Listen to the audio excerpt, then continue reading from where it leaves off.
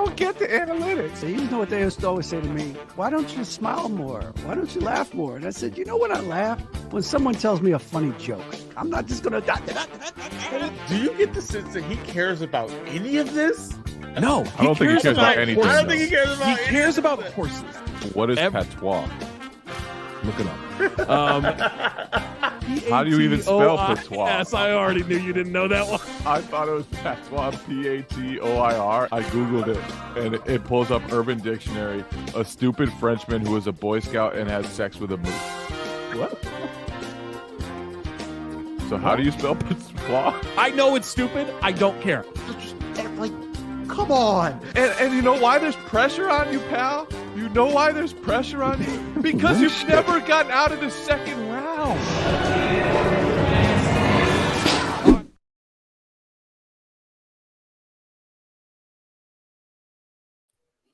Hello and welcome to the Daily Ding on the Athletic NBA Show. I'm Dave DuFour here with Mo Dakhil to recap a wild night of the playoffs. Mo, at the beginning of the night, I said, man, we may have to look at the tomorrow night's games. This might be an easy night.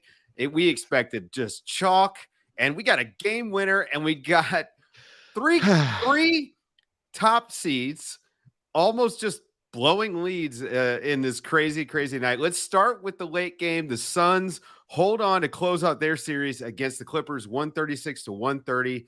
Devin Booker was absolutely insane in this game, had 47 points, a ridiculous third quarter, Mo. But let's start at the end of the game because the Suns had a really nice lead in the fourth quarter, and it almost went away.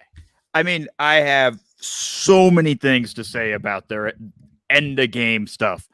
They went into a prevent offense in the last 5 minutes of this game. And basically, we're dribbling the ball at half court until about 12 seconds on the shot clock and trying to find a good shot after that. And then the ball would just constantly end up in their fifth guy's hands. And I mean, guys like Josh Okogie, just trying to make plays out of it and so on. It becomes extremely difficult. And I just don't understand why you do that with 5 minutes left in the game or at the 4-minute mark. Like, that's something you start doing when you're up 10 with a minute left.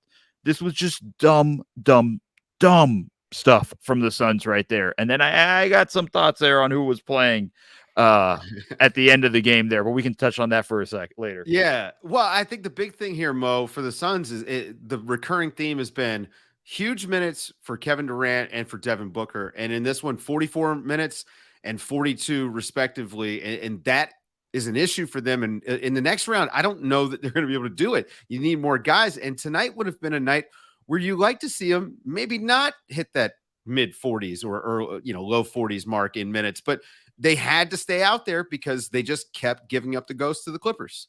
And we also got to give credit to the Clippers, like continuing to fight. Like, one thing about that team, there's been so many playoff teams, we know, down 3-1 in a playoff series, down 16 midway through the fourth quarter or whatever the lead was, and would literally just let go of the rope.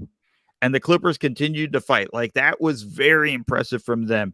Got some big shots from Norman Powell, got some big shots from Batum, hustle plays across the board. Like, impressed with their fight there. They just fall short with that. But yeah, Dave, like, for the Suns, it was extremely important to try to get more rest in this thing. If you could have blown them out, KD and Booker don't have to play the last 4 or 5 minutes of this game, it goes a long way. But instead, the way they tried to proceed offensively, it really hurt them defensively. It allowed the Clippers to get out in transition and so on. Just not smart, man. Yeah. And I'm not feeling their defense, man. I think you gave up 130 points to the Clippers without Kawhi Leonard and Paul George. That is a giant red flag to me. What is Nikola Jokic and Jamal Murray going to do against this defense? And those 44 minutes of Kevin Durant against the Clippers, man, those are going to be harder miles come next round against the Nuggets. Let's talk about the Clippers a little bit, because this could have been an easy rollover game for them, coming in without their best players, down 3-1 on the road. You know, that crowd in Phoenix is actually really, really good. It could have been a night where they rolled over, but they had a lead as big as 10 points in this one. Obviously, the third quarter, I mean, the Suns put up 50 points. I mean, there's just not a lot you can do when you've got Kevin Durant, Chris Paul, and Devin Booker and DeAndre Ayton all making shots. I mean, the Clippers just didn't have the firepower.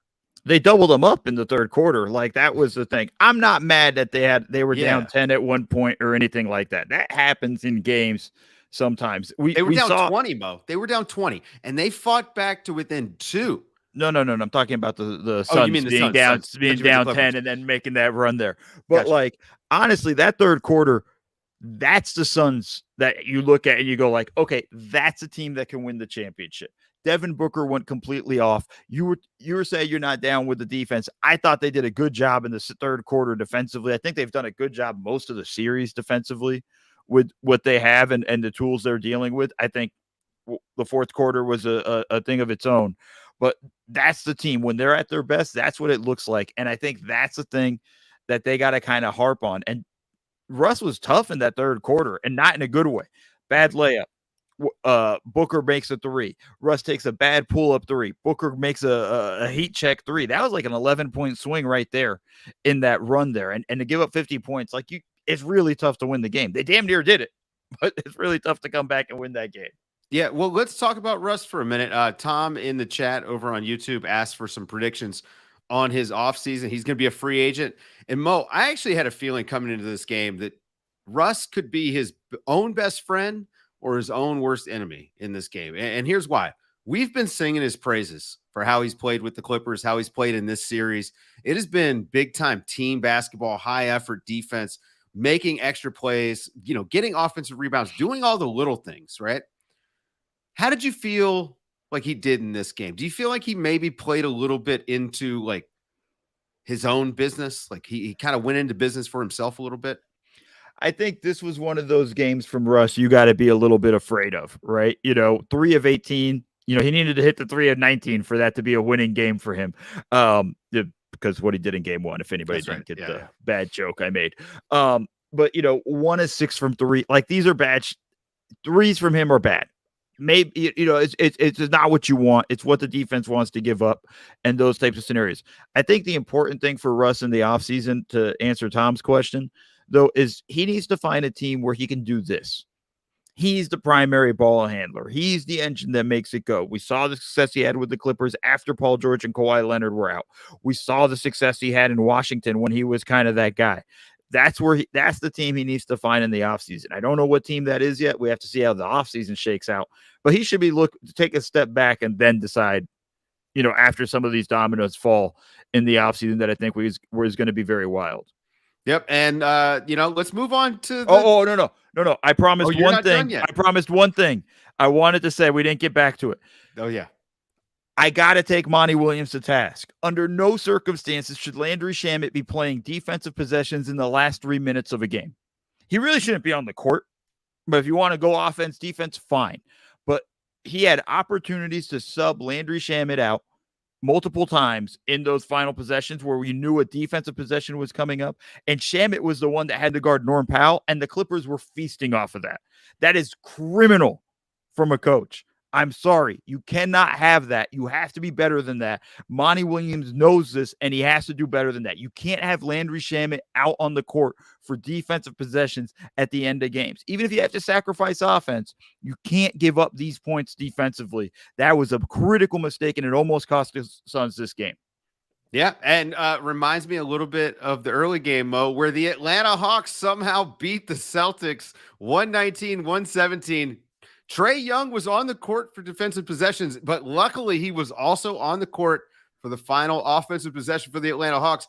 Just like Quinn Snyder drew it up, Trae Young takes a 30-something foot three-pointer. A ridiculous shot. To win the game.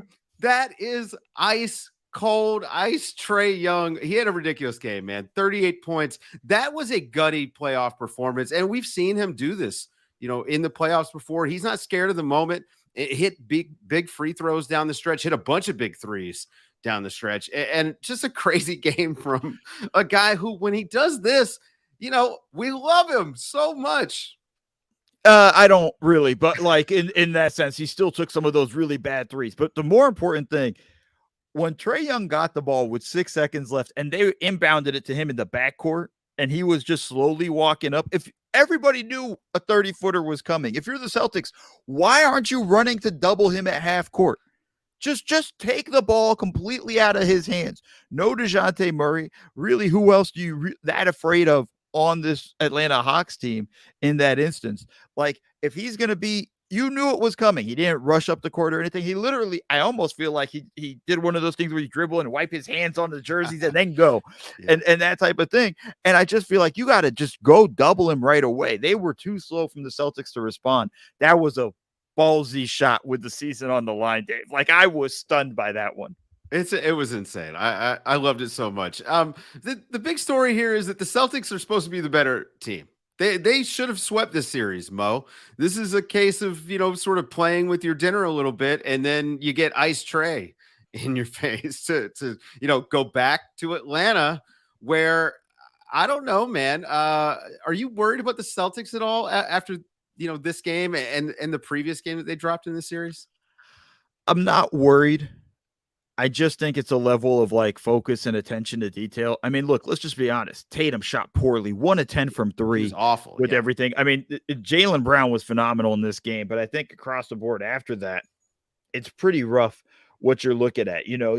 Robert Williams gave him a good boost off the bench. So did Malcolm Brogdon. But who else after that? And I think that's pretty tough in that scenario. Marcus Smart going 1 of 4 from 3. Like, when this is a team about the Celtics, when they're not hitting their threes, they're very beatable.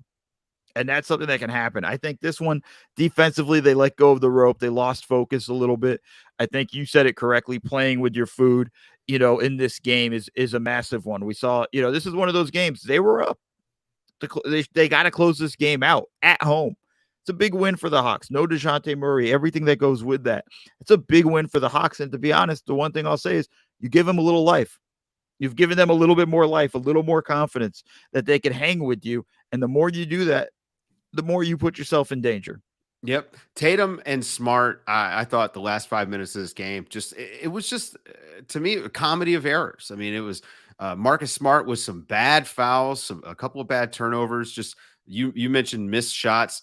I'm not sure what lineup Boston should be closing with, but it feels like when Marcus Smart kind of doesn't have it going for you out there, that you've got other options. Malcolm Brogdon maybe could have closed this game. Maybe you have Derek White sort of leading your offense, like we watched him do quite a bit during the regular season. I just, when they fall into these bad habits, Mo, that just haunted them the last few seasons, last year especially, they fall into these bad habits at the end of games where the offense is going nowhere. They don't get good looks. And then you couple that with just bad plays, on the defensive end. I'm just not sure why we don't see a quicker trigger when it comes to changing the lineup. I think Mazzulla is too married to the rotation. I mean, just look at how long it took him to start playing Derek White in the fourth quarter of games. I think that's something that's a factor. Like, you got to watch for these things. And you're right. This is a night Malcolm Brogdon had it going and Marcus Smart didn't. It's okay if you sit Marcus for a game and say, hey, man, you don't have it tonight. He does. Let's go win this series and then worry about Philadelphia. And I think that's one of those things where you just got to change it up there. And I think he's too married to his rotations. He stays stuck with it. I think that's something that maybe with more coaching experience, he'll feel more comfortable with. But that one hurt. And I think Smart hurt them a lot in this game. All right, let's go ahead and swing it back to the West. This team is going to play the Suns. The Denver Nuggets, they sealed the deal, but they also played with their food, Mo. They almost blew another game to the Timberwolves, but they pull it out 112-109. Nikola Jokic had a really rough night. He was only 8 of 29 shooting, Mo. This is, I'm wondering if it's the wrist, but he also looked kind of tired down the stretch, but he did finish up big late because that's what he does. Had 28 points, 17 rebounds, 12 assists, 2 steals, 2 blocks, but he was just getting big buckets late to really kind of willing them to this victory. He had a play, Dave, where it looked like Cat played pretty solid defense on him, except for the fact that he fouled out. 4 fouls, I think, in the final 6 minutes or something like that. But Cat did a great job on a play where he stopped him dead cold and basically blocked the shot, but the ball still ended up right next to Jokic, and he dropped a beautiful dime to Aaron Gordon underneath the basket for an and one on Rudy Gobert. Like, I think that was kind of the stuff he was doing. The 12 assists was going a lot more further than anything else. And at the end of the day, for this game, I mean, the Wolves win this game if they could just get 4 more defensive rebounds. That's simple. And they gave up 16 offensive rebounds, only got 8. So +8 -8, excuse me, on the offensive glass battle. That hurts you. And I think that's something that was a big difference there. There was a big play where Rudy Gobert gave up an offensive rebound to Aaron Gordon after you get a stop, and it turned into a Michael Porter Jr. 3 right after that. And I think those are big plays right there. Those are costly things. You got to finish defensive possessions with these offensive rebounds. With defensive rebounds. You give up these offensive rebounds, you're giving up another opportunity there, and that's really what hurt the Wolves tonight. Yep, big game from Jamal Murray, had 35 points, was 5 of 9 from 3. The two-man game with him and Jokic, it looks pretty unstoppable. I'm not sure what Phoenix is going to do with that. Michael Porter Jr. had 43 points the other night, didn't score until 10 minutes left in this game, and he finally broke the seal with a dunk in traffic, Mo. And then you mentioned the 3 that he hit. His defense, we gave him some credit on Nerder She Wrote last week. I thought his defense in this game was still really good in spite of the poor shooting night. I mean, that's kind of the mark right there, right? Poor shooting night, but still extremely effective. And, on that point, +9 in the plus-minus rating there. And I know individual plus-minus, all that noise and stuff like that. But that says a lot because he was making plays on that end. 10 rebounds, finishing that game, not letting his poor offense affect him defensively. That's some solid stuff there from what you want from Michael Porter Jr. Like, this has been an eye-opening series in terms of watching him defend. And he's done this actually really most of the season.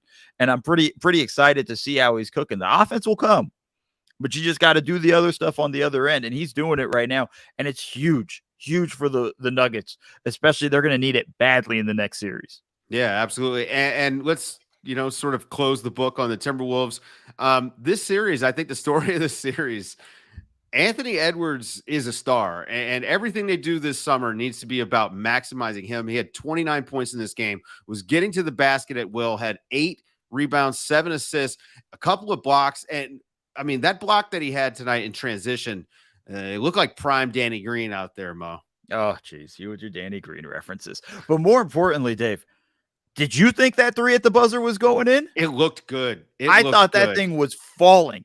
That thing looked so good. I mean, that's just kind of how impressive he's been for the most part in this series, and just the way he leveled up. Like, I love that he took that shot. It was a tough one. Good defense from the Nuggets for the most part in the way they handled that.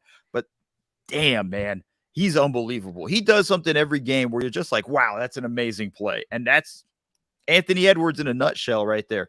I'm excited to watch the progression and see how he develops next season. But the other thing I appreciate, he's a two-way player. He's working on both ends of the court. I love that, and we need more of that from our stars. Yeah, another storyline that I'm going to bring up is Nickeil Alexander-Walker. Speaking of a two-way player, this guy really couldn't get minutes anywhere else, and then he's kind of carved out a role. I mean, he's starting in a playoff game and actually did pretty well. I thought his defense on Jamal Murray was about as good as you could get. Jamal Murray and Nikola Jokic are really good, but he made him work for the points that he got in this series. Had 14 points of his own, managed to hit some shots. Karl Anthony Towns had 26, 11 rebounds, fouled out, but there was some effort there on the defensive end. How'd you feel about Karl Anthony Towns in the game, Mo? I thought Towns was good. The fouls, aside from the fouls, I thought his effort defensively was solid. I thought he was good in this game. He kind of gave Jokic some trouble for the most part. He was there and locked in with everything that they possibly needed. He